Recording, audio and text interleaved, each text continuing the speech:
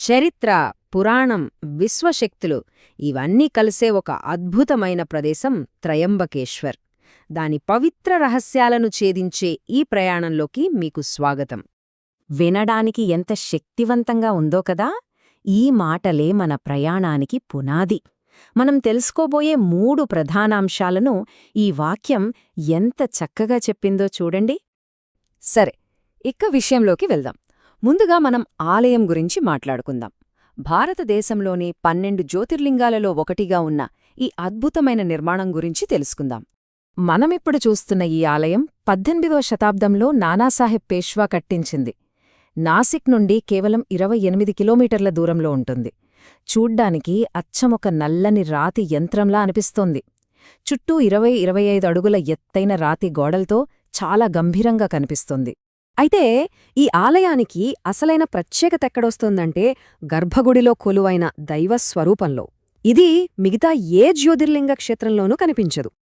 త్రయంబకేశ్వర్ను అత్యంత పవిత్రంగా మార్చేది ఇదే. సృష్టి, స్థితి, లయం ఈ మొత్తం విశ్వచక్రానికి ప్రతీకలైన బ్రహ్మ, విష్ణు, మహేశ్వరులు ముగ్గురూ ఒకే లింగంలో ఇక్కడ దర్శనమిస్తారు. అయితే ప్రతిరోజూ చేసే అభిషేకాల వల్ల కాలక్రమేణా లింగంపై ఉన్న సహజ రూపాల్లో స్పష్టత కొంచెం తగ్గింది. అందుకే ఆ రూపాలు స్పష్టంగా కనిపించడానికి పేష్వాల కాలం నుండి ఒక అందమైన సంప్రదాయాన్ని పాటిస్తున్నారు. లింగానికి త్రిమూర్తుల రూపాలతో చేసిన బంగారు తొడుగును పెట్టి దానిపైన రత్నఖచిత కిరీటాన్ని అలంకరిస్తారు. అదీకాక ఈ కిరీటానికి చాలా పెద్ద చరిత్ర ఉంది. వజ్రవైఘూర్యాలతో మెరిసిపోయే ఈ పంచముఖ కిరీటం ఏకంగా పాండవుల కాలం నాటిదని అంటారు. సోమవారం, కార్తీక పౌర్ణమి, మహాశివరాత్రి లాంటి ప్రత్యేక రోజుల్లో ఈ కిరీటాన్ని ఊరేగింపుగా బయటకు తీసుకువస్తారు.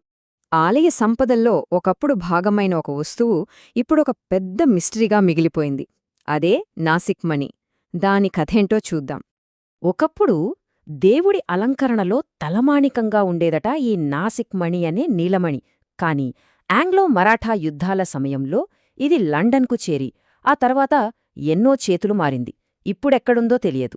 సరే, ఆలయ రహస్యాల నుండి ఇప్పుడు మనం ముందుకు వెళ్దాం. ఈ క్షేత్రానికి పాపవిమోచన శక్తి ఎలా వచ్చిందో చెప్పే పవిత్ర జలాల దగ్గరకు వెళ్దాం.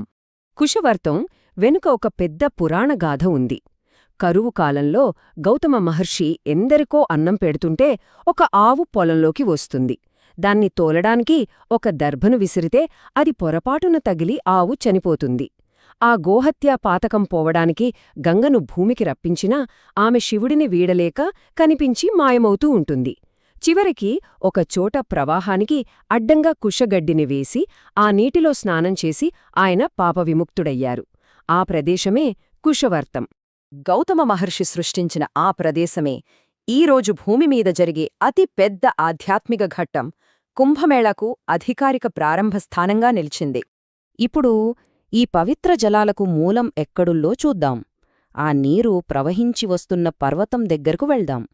సముద్ర మట్టానికి సుమారు 4248 అడుగుల ఎత్తులో ఉన్న బ్రహ్మగిరి కేవలం ఒక కొండే కాదు.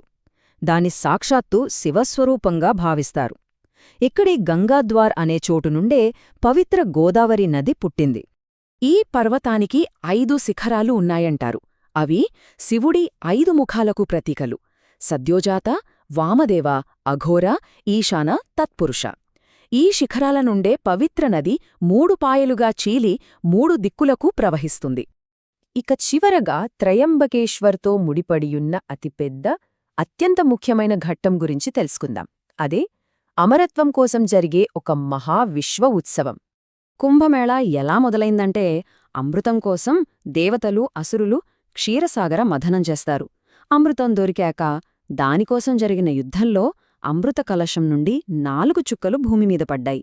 ఆ 4 ప్రదేశాలు శాశ్వతంగా పవిత్ర క్షేత్రాలుగా మారిపోయాయి. అందుకే ప్రతి 12 సంవత్సరాలకొక్కసారి గ్రహాల స్థానాలను బట్టి ఈ 4 పవిత్ర స్థలాల్లో కుంభమేళా నిర్వహిస్తారు. బృహస్పతి, సూర్యుడు సింహరాశిలో ఉన్నప్పుడు త్రయంబకేశ్వర్లో కుంభమేళా జరుగుతుంది.